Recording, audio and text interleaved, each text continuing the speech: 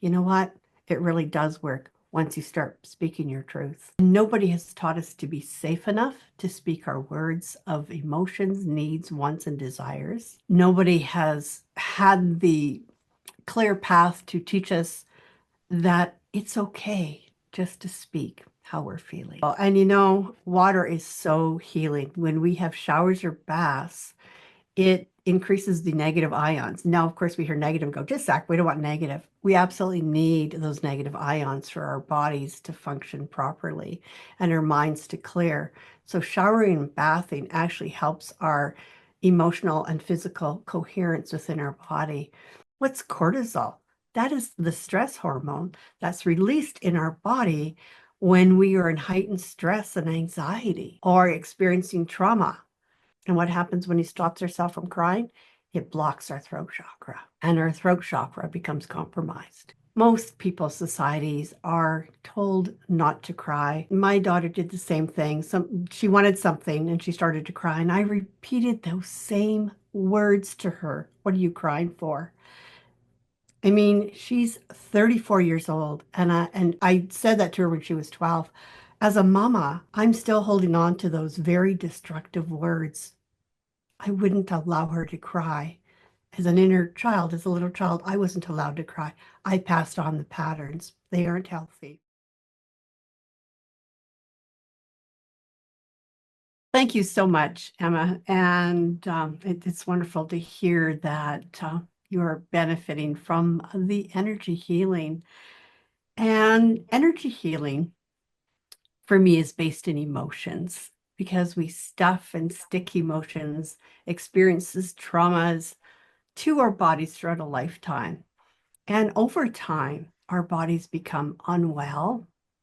They may experience pain, disease, discomfort, sensations. And what do we do with that? We just sort of ignore them and we leave them be until our body starts to scream and actually create something that might be or could be diagnosable and possibly treated through medical health. And yet, recovery is not always possible because we haven't dealt with the core root of the emotions that caused the pain, the discomfort, and the disease in the first place.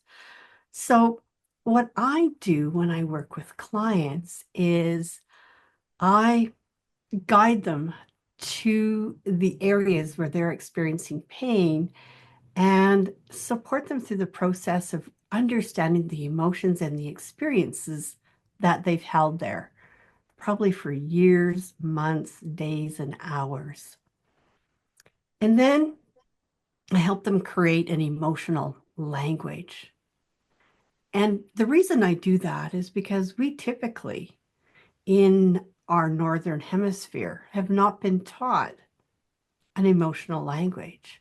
We typically live here in our head, the logic linear thinking. We are taught here, we are expected to be here, and we're expected to process everything from here. And it's just a small part of who we are. And nobody has taught us to be safe enough to speak our words of emotions, needs, wants, and desires.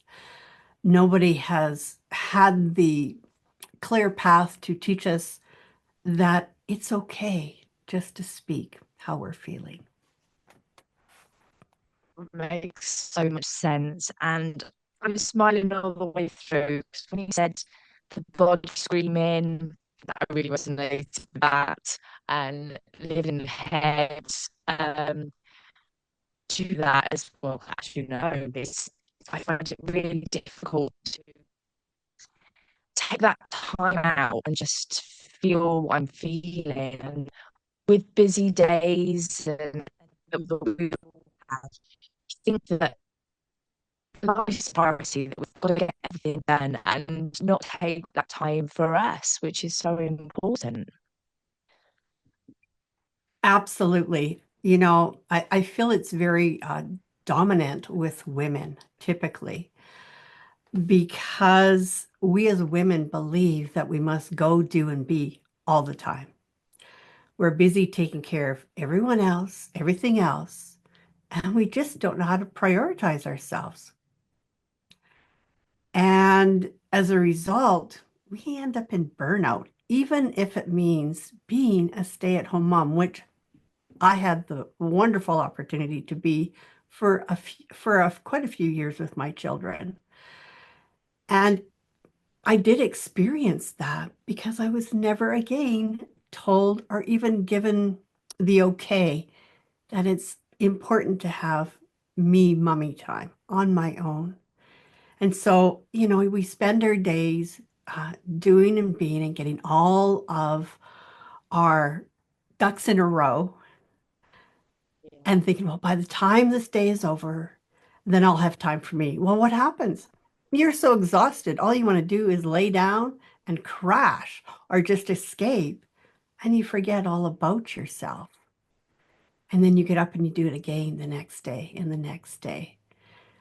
And self-care is an important aspect to, I guess, surviving or thriving in life. And it's just recognizing that when our bodies are beyond exhaustion, we need to take that time. It's a learning, it's a lifetime of learning. And it's just as simple as the word emotion has motion in it. So what does that mean? It means to move our body. Simply standing up from a sitting position. It can change the emotion that you have within you. It can reduce stagnation and anxiety. It's that easy. And yet, in our head, we don't see that, and then we restrict ourselves from experiencing that.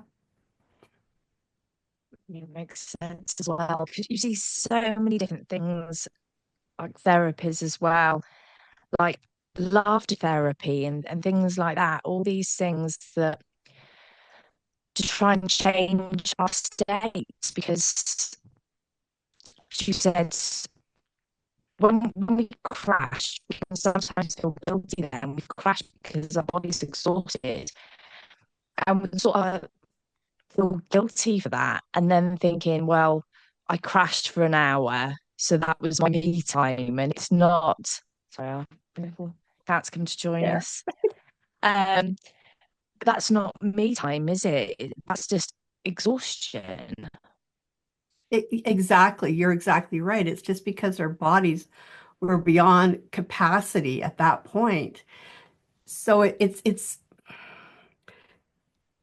recognizing when you're starting to feel exhausted, when your body is hurting, when the pain is there, to say, just a second, what do I need to do here? Just truly stopping yourself, like that big stop sign that you created, Emma. I'm hoping you're okay. I share it here.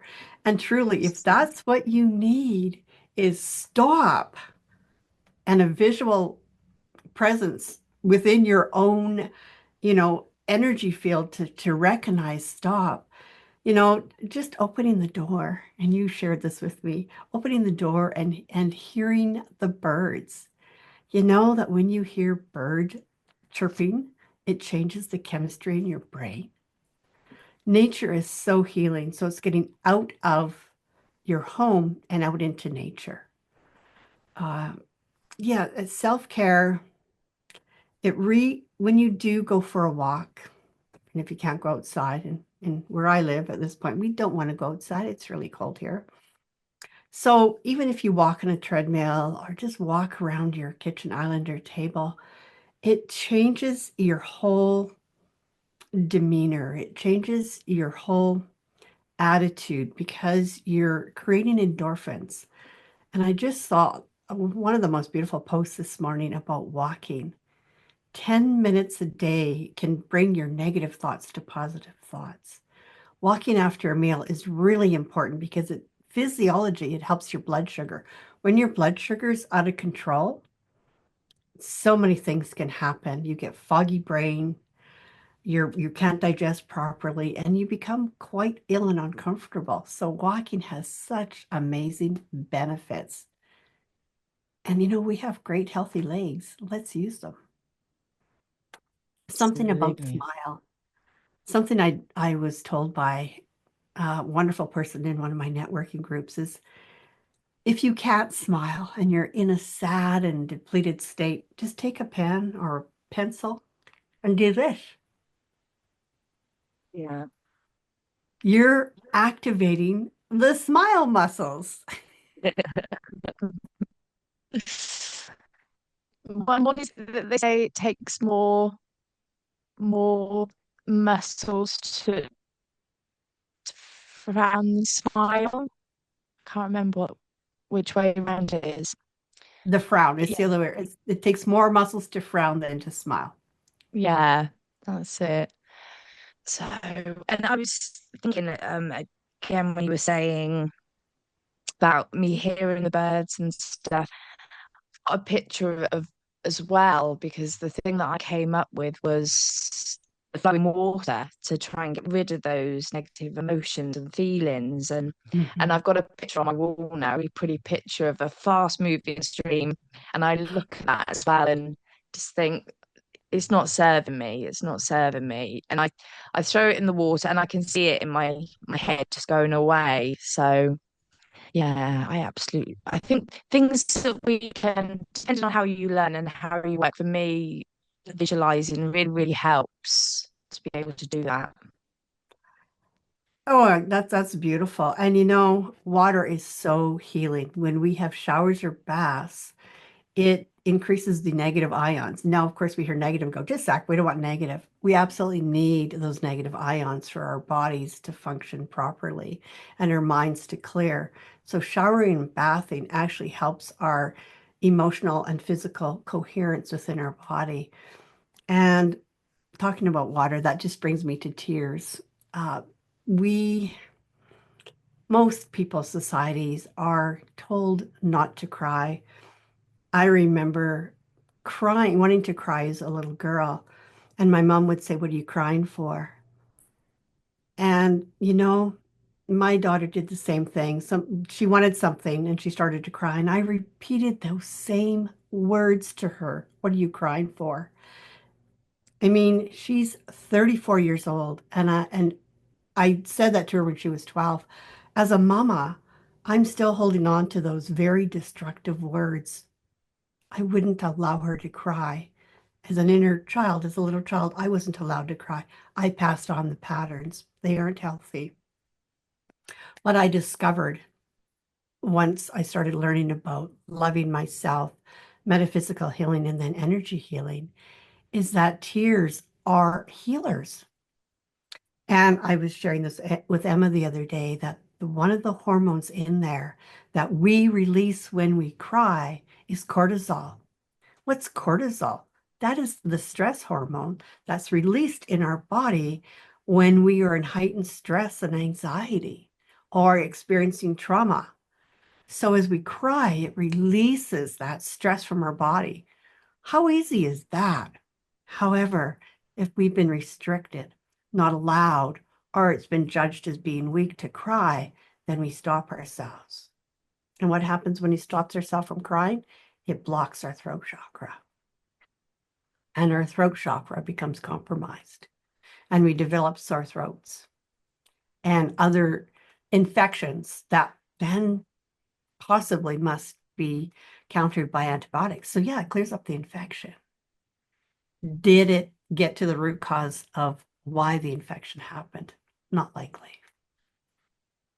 That makes a lot of sense. Yeah, when you really cry, you get that in your throat as well, don't you? Sometimes you feel like you can't swallow and it feels like your throat can really swell. Yeah, that makes a lot of sense. And these, I see little things, but knowing things about the release of cortisol when you cry, these are really important to know that your body's doing it for a reason. And if you feel like your body needs to cry, then listening to your body is doing it to heal, isn't it? As you said, you're doing it for a reason. Absolutely. Yeah, there's a reason and a purpose behind why our bodies react and act the way they do. And when you feel that close down in your throat, what it is you are unconsciously restricting yourself from expressing or experiencing that emotion through tears. Yeah, that's amazing. And also, I'm thinking, all the things that you said to me during our sessions are sort of coming back. And you said about writing down emotions and how we're acknowledging them. Tell us more about, because I've always really struggled with what I'm feeling. I've Mhm. always known that if I was angry or happy, but I could never work out what it was I was actually feeling. I just knew something was going on. How does that writing it down and acknowledging help?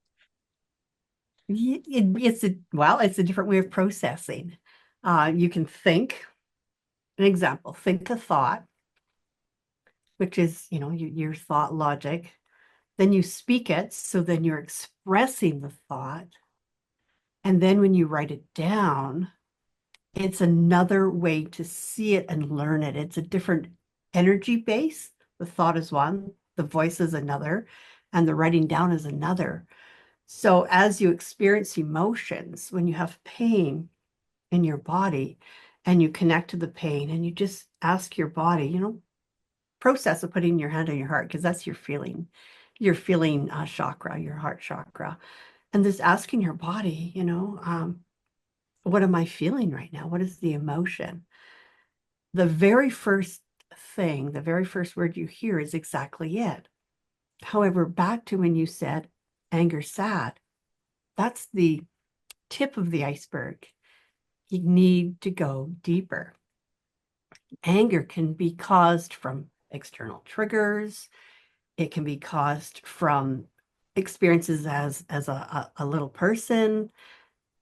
And then we just understand it as anger. So what's anger? It could be frustration, disappointment. You could be seething for purposes and reasons that you may not always know. However, as you write them down, you get to see it. You get to experience your hand moved and you go, oh my goodness, that's it. And then you're able to flow with the writing. Oh, I'm feeling angry about, and oh, it's way more than anger. I am really pissed off right now.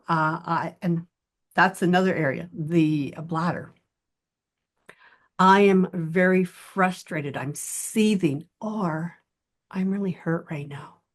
I feel hurt by what I saw, by what I heard.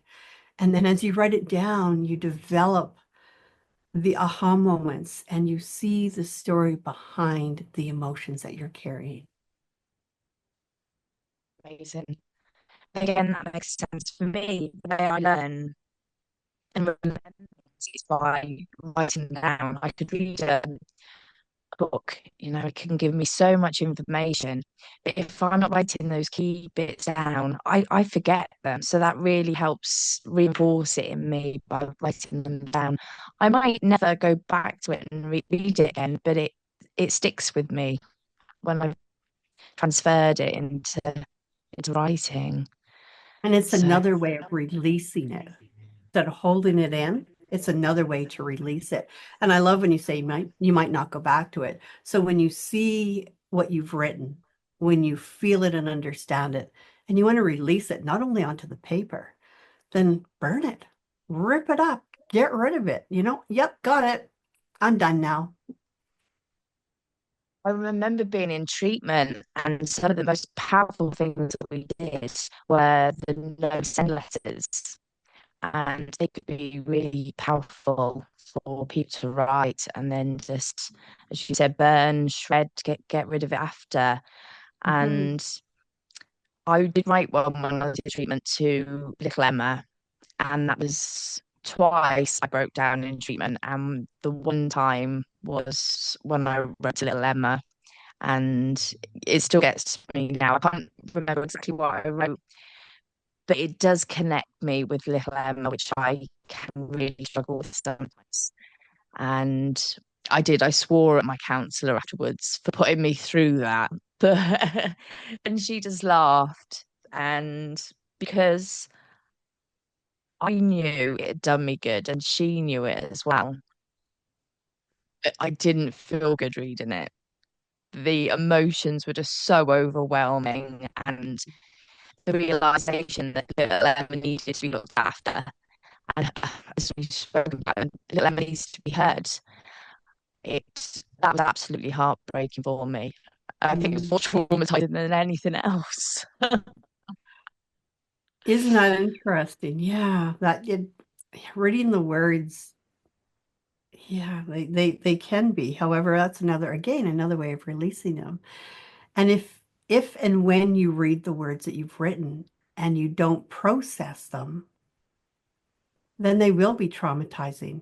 If you don't recognize them or even cry, or like you said, you swore at your counselor, that was another way of releasing it. Like, your counselor was, right, ready for this, got it. You probably weren't the first person, obviously, to swear at your counselor, at the counselor. So it's a matter of when you feel or see and really get an understanding of the emotions, just letting it out, in positive ways, punching a pillow. And I'll give you an example where I relied, I guess, 100% of my intuition. I didn't recognize I was. I now look back and go, oh, that was really cool. So I was parking in a parking lot and I hit the cement barrier in my parking place with my car. Not hard, it just scratched it. I was very angry, disappointed, and somewhat embarrassed that I would hit this little cement pole. So I ran up to my apartment and then I took the pillow off my bed and I just started punching it because I was so angry and so mad. First of all, I didn't want to hurt myself by punching something hard. And I recognize now, and many people, counselors and other healers, give you the process of punching your pillow because it's a release of that energy. And I did that like 40 years ago. Intuitively, my body, my mind knew I needed to release that energy. So this is where listening to and even relying on our intuition, our gut knowing, is very important in our life. Because when we don't listen, then we don't grow. And things happen that we weren't meant to experience when we don't listen to what our bodies and our intuition is telling us. Yeah, that makes complete sense to me. So, how did you get into doing this? Oh, what a great question. I had spent a lifetime of being unwell, physically unwell. Even my mom called me a sickly child. So I was labeled as a sickly child and went to doctors many a times to get diagnosis and healing. And a lot of times there was no diagnosis. And then I thought, oh, I'm going to found a national nonprofit organization. And we're going to lobby to get all kinds of research and then cures from the pharmaceutical companies. And I spent 19 years in that sector. I had founded the Canadian Organization for Rare Disorders. I was diagnosed, of course, with a very rare disorder. To this day, there's no research being done on it. To this day, there's no cure. My one desire was for exactly that, to have a cure, to no longer feel the pain and achiness in my body so that I could live a life of thriving and comfort. What I discovered after I was out of that sector and became a Heal Your Life coach based in the Louise Hayes philosophy, I came across a book by Dr. Christian Northrup. And in that book, I don't have this, it's not a direct quote, it's what I remember of it.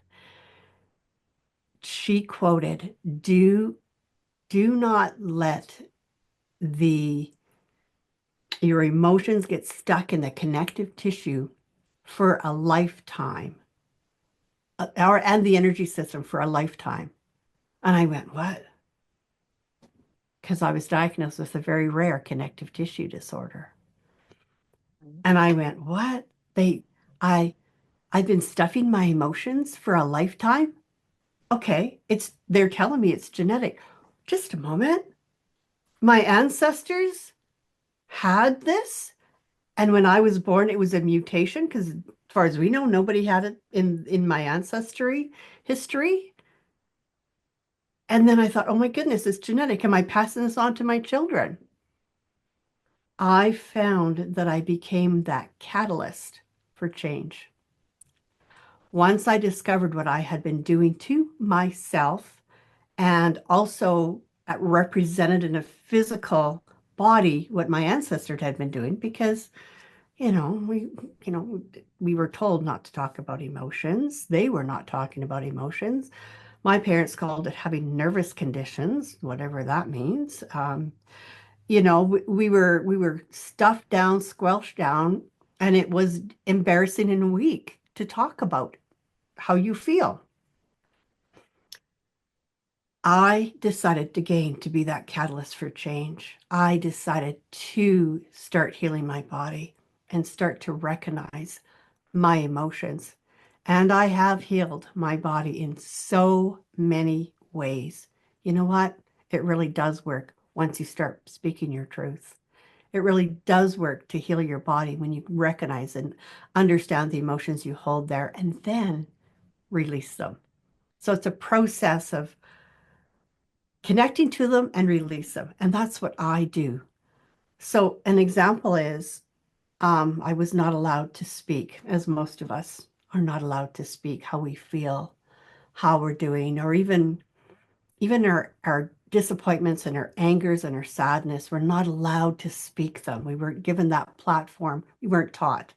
People got really afraid when you spoke about how you feel. And even if your anger was directed at them. As I started to speak my truth, started to write blogs about my diseases, diagnosis, and emotions related, I no longer had sore throats. I no longer had the restriction in my throat. I had COVID in 2022, 2022, yes, during December. And I didn't have a sore throat. So I didn't think I had COVID. I hear there's that roaring sore throat. I never had it. Didn't have any sore throat. 3 days in, I was talking to my brother and I said, hey, I can't taste my food. There's no taste here. And he said, test for COVID. Well, lo and behold, I had COVID. Again, the trigger signs of the sore throat were no longer there. For me, that was always the first indication that I was getting sick and that I would do natural remedies to counter the illness. Well, I no longer have that. So if I'm becoming ill, which there's lots of viruses floating around all the time, then there's no warning sign for me. It's like, oh, now I've got a fever. Just a minute. What's going on? So it has changed that's just one example of how my physical body has been able to heal itself purely by speaking my truth in a compassionate and loving way. Yeah, we are told all the time, aren't we? Just get on with it. Um, and people don't want to. I always feel that I need to explain myself, and especially in the workplace where things are busy, people want to hear it today, just get on with it. I'm not interested.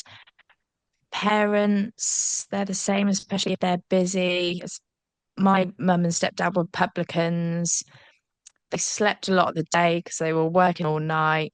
And if you had something that you needed to say, they weren't interested. They were tired, If you had a need, they weren't there. And I found that I was there for my brother because there was nobody there for my younger brother. So I took on and helped him as I saw as I could. There's 6 years between us. So I suppose the only communication that I had like that was between me and somebody 6 years younger, looking after a baby, and that was our communication. So it's really understandable how growing up, even in adulthood, that we're shut down all the time. And we need to find a release for that, a way for our voices to be heard. Mhm. Is there any Absolutely.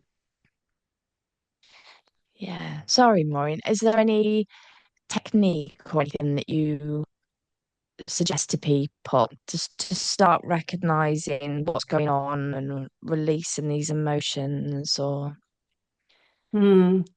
Yeah, you know, and because I am that energy healer, and with each of my clients, their energies are different and their pain points are different, their experiences are different. Do I have a specific technique? The main one I go to is truly listening to your body. And how do you listen to your body? When it starts to tell you, I hurt, I'm feeling pain, I have discomfort. That's when you must stop, pause, take time, because you know what that is? That's the first step to self-care. Recognizing how your body physically feels. And when you recognize that physical feeling by just acknowledging and say, hey, body, I hear you, I feel you. And then asking a simple question, what do you need? And then ask the question, is there an emotion there? And of course, before you can even connect to emotion, you need the language, because there's always that language barrier of emotion. And, you know, we have such wonderful access to Google. So if you come up with the word anger, well, you know, it's way more than anger. What am I angry at? What's the anger? What did I really stick in that place?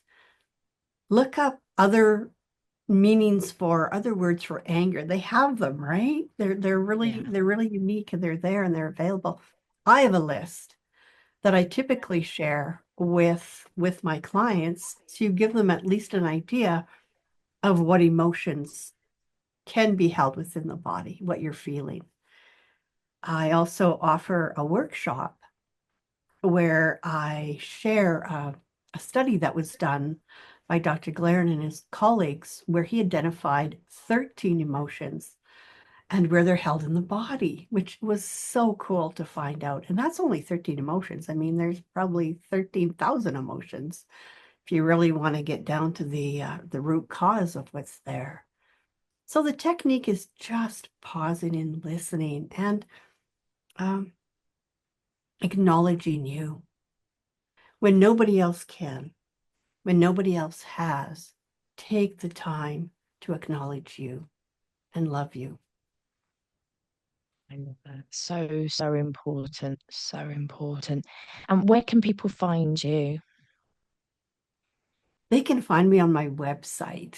They can book an introductory session with me. It's actually a true emotional energy healing session that I offer on my website, and it's at www.headtoheart.ca. Everything I have is head to heart.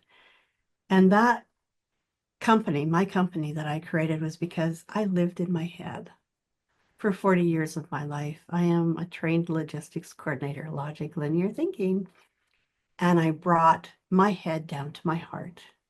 And so it just made sense to found my company called Head to Heart. My email is hello@headtoheart.ca. So have a look, make a choice to embrace your own healing by experiencing that emotional energy healing session. You'll be blown away. I am every time. I was blown away. And yeah, I took you up on your offer. And after that first session, it was, and as you know, I'm not great with words, but it did blow me away with all the feelings that were coming up. Um, it wasn't overwhelming, but I was really feeling, and I know people in recovery, that's one of the things we're most afraid of is getting our feelings back. And I think we're so afraid of them because we don't know what they are. And usually people in addiction are manic and wanting to get everything done and dusted out the way and don't sit back and acknowledge what is going on. So these feelings could be really, really positive.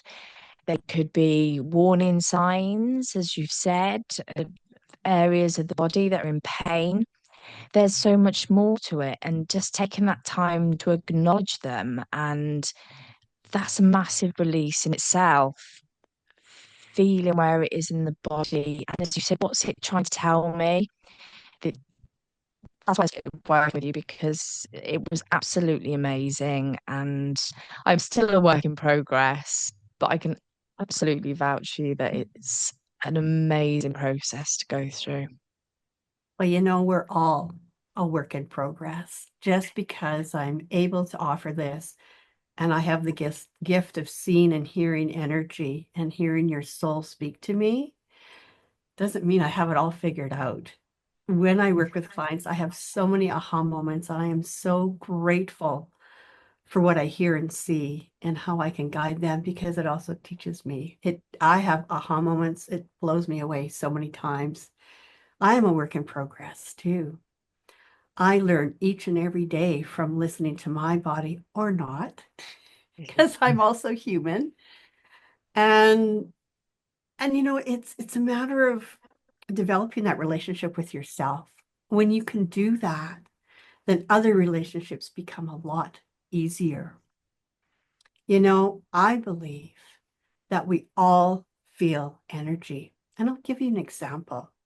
How many of you out there have walked into a room and felt uncomfortable, experienced nausea, fear, and trepidation? How many of you experienced that? I sure have. I, in the past, would correlate it to myself. Yeah, I'm feeling that. There's no question. My body is feeling it. Where is that coming from? Whose energy is coming towards me from those that are in the room? And once you recognize that, then you can just sit in your own space, do some nice deep belly breaths because that recalibrates the brain and the body, and allow those sensations to dissipate and just develop compassion for yourself and others in that room.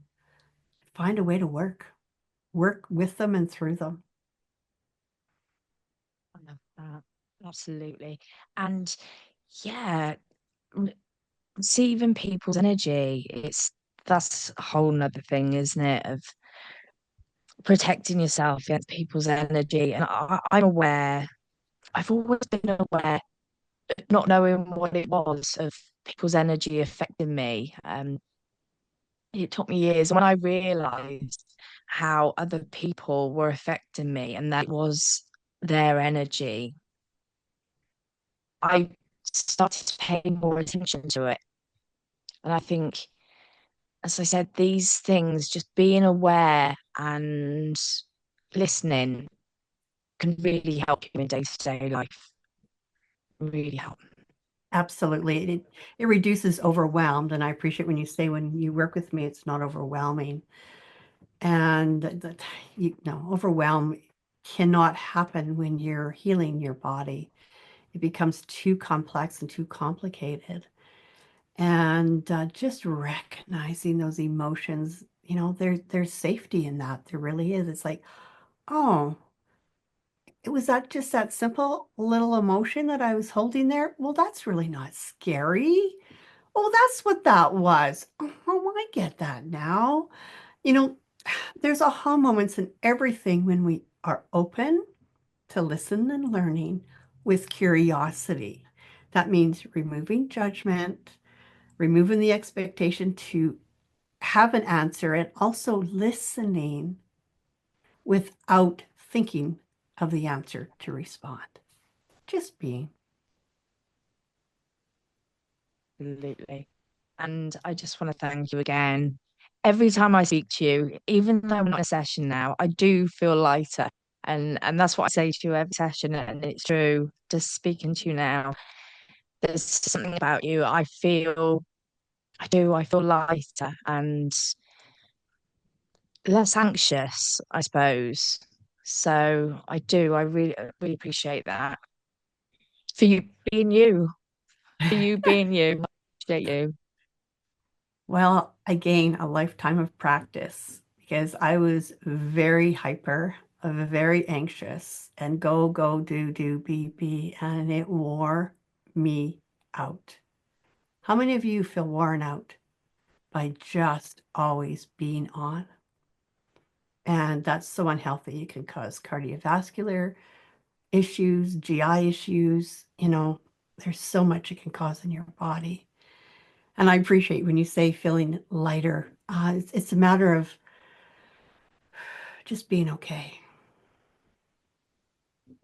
Absolutely. Maureen, thank you so, so much. Tell me again where people can find you and leave us with something beautiful as you always do.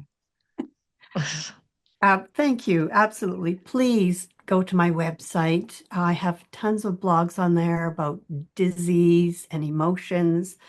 It's my lifetime of experience of recovering from emotional unwellness.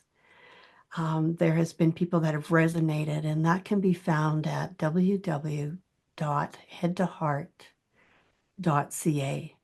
Please take the time today to book that emotional energy healing session. It's an amazing transformation. I find it wonderful when I work with clients on what they experience. And what I want to leave you with today is take time to be with you. Take time to love you, all the good parts, and all of those parts that we believe are bad are not so good, because you know what? They're not bad. They're you. Take time to have gratitude today, to immerse yourself in what you love, and replenish yourself. Water's the best, it's a healer. Allow yourself to visualize, feel it, and swallow it.